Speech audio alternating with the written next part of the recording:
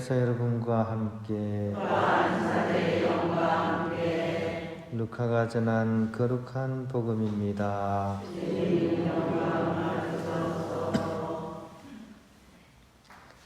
그때 예수님께서는 낙심하지 말고 끊임없이 기도해야 한다는 뜻으로 제자들에게 비유를 말씀하셨다.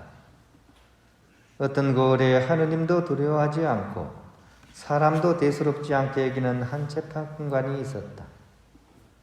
또 그 고을에는 과부가 한 사람이 있었는데 그는 줄곧 그 재판관에게 가서 저와 저의 적대자 사이에 올바른 판결을 내려주십시오 하고 졸랐다. 재판관은 한동안 들어주려고 하지 않다가 마침내 속으로 말하였다. 나는 하느님도 두려워하지 않고 사람도 대수롭지 않게 여기지만 저 과부가 나를 이토록 귀찮게 하니 그에게는 올바른 판결을 내려주어야겠다. 그렇게 하지 않으면 끝까지 찾아와서 나를 괴롭힐 것이다. 주님께서 다시 이르셨다. 이 불의한 재판관이 하는 말을 새겨 들으라. 하느님께서 당신께 선택된 이들이 밤낮으로 부르짖는데 그들에게 올바른 판결을 내려주지 않으신 채 그들을 두고 미적거리시겠느냐? 내가 너희에게 말한다. 하느님께서는 그들에게 지체 없이 올바른 판결을 내려주실 것이다. 그러나 사람의 아들이 올 때 이 세상에서 믿음을 찾아볼 수 있겠느냐? 주님의 말씀입니다. 평화를 빕니다. 아주 오랜만에 오늘은 이 아주 아름다운 모습을 봤습니다. 어떤 모습일까요? 오늘 이 중에 아주 아름다운 모습을 보이신 분이 있습니다. 어떤 아름다운 모습이냐? 미사가 시작되는데 조금 늦으셨나 봐요. 근데 미사 참내에 늦지 않으려고 아주 종종 걸음을 걸으면서 막 성당으로 들어온 분이 미사 시작 전에 있었습니다. 이게 어떤 모습이라고요? 아름다운 모습입니다.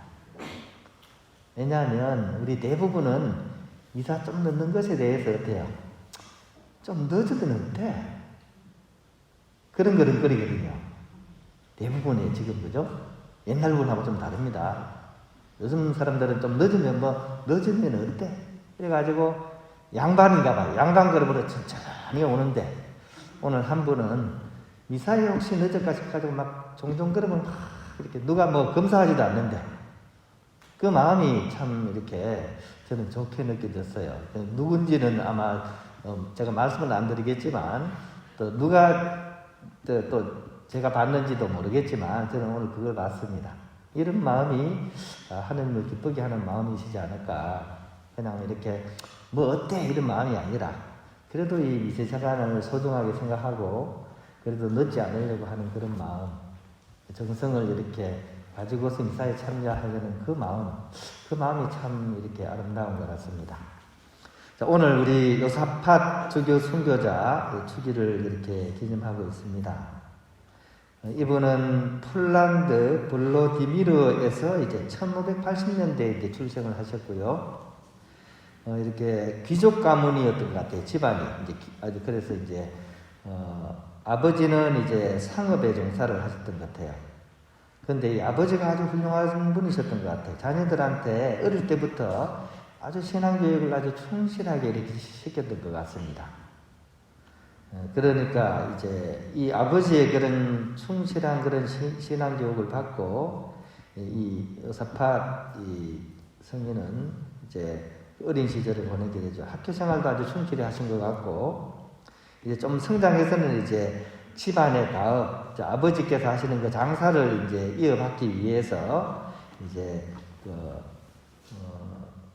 포포빅이라는 그런 상인한테 이제 도제 수업, 옛날에는 교육을 이제 기본적인 학교 교육도 있었지만 대부분의 교육은 이제 스승과 제자 관계로서 제자로서 이제 스승 밑에 들어가서 이제 배우는 그런 방식이었거든요. 그래서 이분이 이제 포포빅이라는 그런 분에게 도제 수업을 받으러 갔습니다.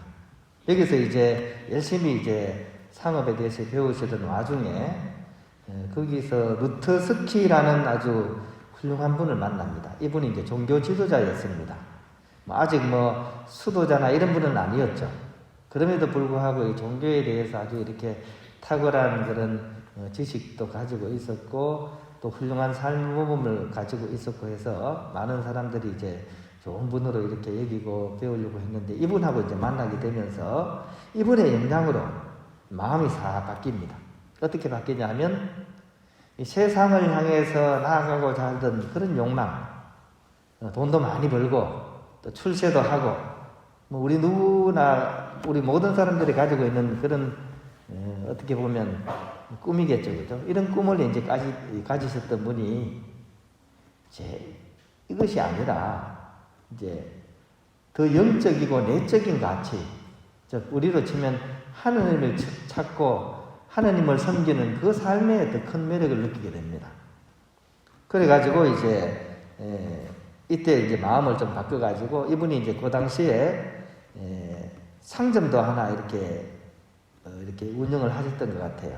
그러니까 시작한 지 얼마 안 되는 그런 상점도 정리하고 또 아버지로부터 그런 물려받게 될 그런 재산도 다 이렇게 사양하고 성 바실리오의 우크라이나 수도원에 이제 들어가게 됩니다. 지금 우크라이나 전쟁이 일어나죠, 그죠? 이쪽입니다. 이곳에서 이제 이분이 어떻게 살았냐, 그분의 생활을 이제 짧게 요약하면 이렇게 되어 있습니다. 이분이 수도원 생활에 아주 이렇게 충실하셨다. 즉 해칙을 아주 잘 지키셨다. 수도원에서는 이렇게 살라는 해칙이 있거든요. 그러니까 이것을 아주 이렇게 충실하게 잘 지키면서 단식도 자주 하고요, 그죠? 밥을 먹어도 되는데 기도 생활을 더 열심히 하기 위해서 단식도 자주 하시고 음식 조절, 그러니까 육식은 하지 않고 음주도 하지 않고 아주 맑고 깨끗한 이렇게 생활을 이렇게 이분이 이렇게 살려고 했던 것 같아요. 특히 또 고행도 많이 했다. 이 겨울에 맨발로 이렇게 사는, 그러니까 양말도 안 신겠죠, 그죠? 그리고 신발도 안 신고 맨발로 이렇게 지냈다고 합니다. 우크라이나면 얼마나 겨울이면 춥겠습니까, 그죠? 근데 여기서 이제 맨발로 그렇게 수도 생활을 했다고 합니다. 하도 열심히 하다 보니까 이 소문이 나버렸어요. 그래가지고 사람들이 이 사람한테 좀 배워야 되겠다 하면서 이제 사람들이 이제 찾아오게 되고 이제 나중에 이제 이런 가운데서도 또 예수의 파브리치오라는 분의 도움으로 이제 처음에는 수사로서 출발을 했는데 이제 또 사제 스품도 이렇게 받게 되고요. 나중에는 또 수도회 원장도 되고 또 그로부터 한 10년 가까이 지난 뒤에는 이제 비테프스크라는 곳에 주교님도 되고요. 그냥 주교님이 아니라 좀 이어서는 이제 폴로츠크라는 대주교님이 되고 그죠. 세속적인 눈으로 보면 완전히 승승장구죠. 제일 높은 데까지 막 올라가고 있죠, 그죠? 행복했을까요? 물론 행복한 부분도 있었겠지만 사실은 높은 자리에 올라갈수록 삶은 더 고단하고 힘들어지기가 쉽습니다. 특히 이제 이분 같은 경우에 그 당시 교회가 안정적인 상황이 아니었고 굉장히 어려움이 많았습니다. 그러다 보니까 그만큼 더 큰 어려움에 시달리게 됐습니다. 특히 이쪽 우크라이나 이쪽은 이제 동방교회가 이제 뿌리를 받고 있는 데이기 때문에 가톨릭과는 분명히 이렇게 어려움이 있죠, 그죠? 부닥치는 부분이 있습니다. 그러니까 이 서방교회가 동방교회가 분리가 되어서 그죠? 근데 이분은 이제 동방에 있는 약간 거기서 이제 가톨릭을 믿는 분이니까 얼마나 힘들었겠습니까? 이런 가운데서도 이분이 교회 일치 운동에 이제 투신을 하게 됩니다. 우리가 사실은 알고 보면 한 교회이지 않았냐? 예수님을 믿는 하나의 교회였던 우리가 어떤 교리상의 차이나 어떤 해석의 차이로 또 수익권의 차이로 이렇게 갈라져서야 되는가? 우리 다시 하나가 되자. 이렇게 이제 교회 일치 운동에 이렇게 투신을 하게 됩니다. 그래서 리투아니아 동방교회와 가톨릭 교회가 이제 대립하는 상황 속에서 이제 일치 운동이 이제 일어나게 되는데 이때 이제 많은 사람들이 이 일치 운동에 호응을 해줍니다. 근데 이제 문제는 이제 그런 것을 싫어하는 사람들이죠. 이 사람들은 왜 우리가 하나가 돼야 되냐? 우리가 옳기 때문에 결코 합칠 수가 없다. 이런 마음입니다. 그래서 분립하라고, 분립파. 오히려 분리를 더 선호하는 거죠. 왜냐하면 우리가 옳다고만 생각하니까. 상대방은 틀리다고만 생각하고. 그러니까 이 사람들이 특히 한쪽으로 쏠리기 쉬운 사람들이니까 아주 이렇게 뭐라 그럴까요? 외골수들입니다. 그러니까 반대가 되는 사람은 눈에 보지를 못합니다. 그래서 막 이제 박해를 하기 시작하죠. 여사팟 이 주교님을 막 모함하고, 그죠? 오히려 자기들이 대립주교, 그냥 아무나 만들어가지고 대립주교를 세우고, 막 그러면서 교회를 굉장히 이렇게 혼란스럽게 만듭니다. 그래도 여의치 않자, 이제 1620년 여사팟 이 주교님이 비텝스크라는 곳에 사목 방문을 하던 그 중에 이 교회를 정오하는 그런 사람, 이교도 사람들을 막 부추겨가지고 그 사람들을 선동해서 이 사람들이 이 여사팟 주교님을 이렇게 살해하도록 사주를 하고, 결국 이제 여사팟 주교님은 이 사람들에게 살해가 된 뒤에 다비나 강에 그냥 수장, 물에 죽여놓고 물에 빠뜨리도록, 이런 그 삶의 마지막을 이렇게 보내게 됩니다. 근데 마지막 모습이 참 우리로 하여금 성찰을 거리를 많이 이렇게 던져주는 것 같습니다. 처음에 이제 이 주교님을 보호하기 위해서 호위하던 사람들이 있었어요. 근데 이 습격하던 사람들이 이제 주교님은 기도하러 이제 성당에 이제 들어가니까 이 사람들을 막 그 상처 입히고 죽이기까지 한 거죠. 이 사실을 이제 보고 이제 여사팟 주교님이 그걸 보고 이제 이렇게 얘기하십니다. 형제들이여, 그대들은 어찌해서 이 죄 없는 사람들을 죽이셨습니까? 나에게 불만이 있으면 나를 상대하시면 되지 않겠습니까? 나는 결코 숨거나 도망치지 않습니다. 라고 이제 얘기를 합니다. 그러니까 처음에는 이 사람들이 막 놀랐죠. 죽음도 두려워하지 않고 막 이렇게 나서시니까. 근데 이 사람들이 이성을 잃은 사람들이니까 이내 몽둥이와 도끼와 창을 써서 이렇게 주교님을 이렇게 찌르고, 그죠? 때리고, 결국은 이제 마지막 숨을 끊기 위해서 총까지 이렇게 쏘면서 마지막 이제 숨을 끊는 그런 일을 벌였다고 합니다.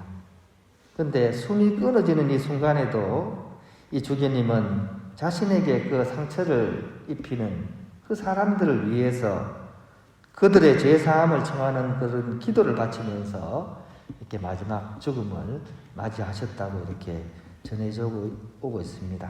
그래서 이분이 교회 일치의 사도이고 또 첫 번째 동방교회의 성인으로서 이렇게 초앙받는 그런 순교자가 되셨습니다. 이분의 삶은 참 오늘 이 시대에도 특히 우리 사회에서 일치와는 너무나도 거리가 먼 그런 행보를 보이는 우리 사회에 이분의 삶은 뭔가 이렇게 큰 메시지를 던지고 우리로 하여금 어떻게 해서 일치를 향해서 나아가야 되는지를 한번 성찰하게 하는 것 같습니다. 우리 갈라진 거야 말할 것도 없죠, 그죠? 남북 간에 갈라진 것도 그런데 지금 한 나라, 이 좁은 나라 안에서도 얼마나 갈라져 있습니까, 그죠? 보통 어려움이 생기면 가족들이 단합하죠. 그렇지 않습니까? 집에 우환이 생기면 일단은 다 내려놓고 내가 옳은 거 내려놓고 서로 화합해서 이 아픈 상처를 보듬고 치유해서 일어나야 되지 않습니까? 그런데 우리는 지금 어떻게 하고 있습니까?